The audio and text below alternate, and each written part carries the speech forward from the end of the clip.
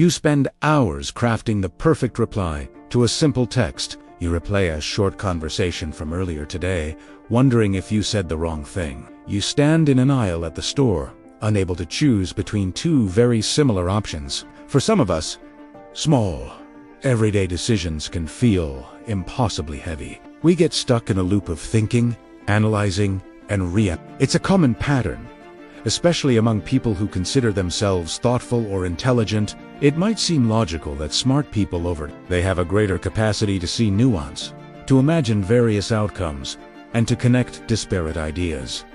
You see not just one path forward, but 10. Each path has its own set of potential consequences, its own risks and rewards. Your mind maps out every possibility, every potential pitfall, every way something could be misinterpreted or go wrong. You see the complexity in things that others find simple. But this tendency to see all sides is not the same as intelligence. It is often a manifestation of fear. The core of overthinking isn't a desire to find the best solution.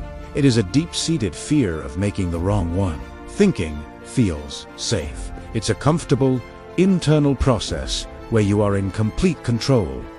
Action, on the other hand, feels risky. Once you send the message, make the call, or choose the product, you can't take it back. The decision becomes real, and you become accountable for its outcome. Your brain, in its effort to protect you, defaults to what feels safest. And thinking is always safer than doing. It creates a buffer between you and the potential negative consequences of a choice. So, you rewrite the same email 5 times, each time trying to perfect the tone.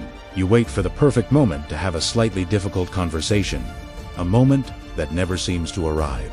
You delay small, reversible actions because the thought of committing to a path, any path, feels overwhelming. This isn't about finding the best option. It's about avoiding the responsibility that comes with making a choice. This struggle is often amplified for those who pride themselves on their intellect. Uncertainty can feel like a personal failure, a threat to their identity as a capable, knowledgeable person. If you're smart, you're supposed to have the answers. You're supposed to be able to predict and control outcomes. When faced with a situation where the outcome is unknown, your brain perceives a significant threat.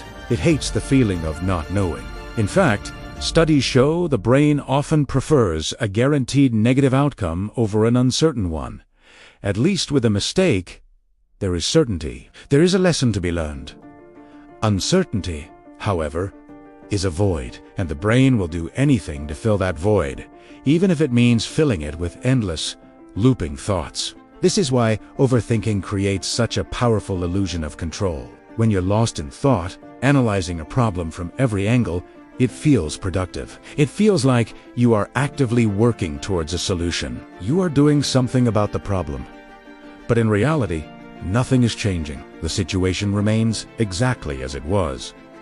The decision is still unmade. The action is still untaken. You are simply spinning your wheels in a mental sandbox, creating the feeling of movement without any actual progress. It's a form of procrastination, disguised as diligence. The moment you act, the illusion shatters. Action removes the buffer. It removes the excuses. It forces you to confront the reality of the situation, and it exposes your ego to the possibility of failure or criticism.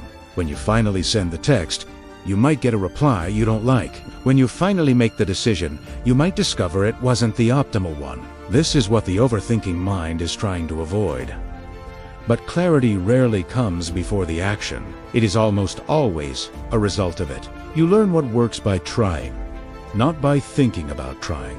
You discover the right path by taking a first step, not by staring at the map. Ultimately, overthinking isn't a sign of superior intellect. It isn't a character flaw you need to fix. It is simply a self-protection mechanism. It's your brain's well-intentioned, but often misguided, attempt to keep you safe from uncertainty, responsibility, and the perceived pain of making a mistake. It's a pattern of thought that values the feeling of safety over the reality of progress.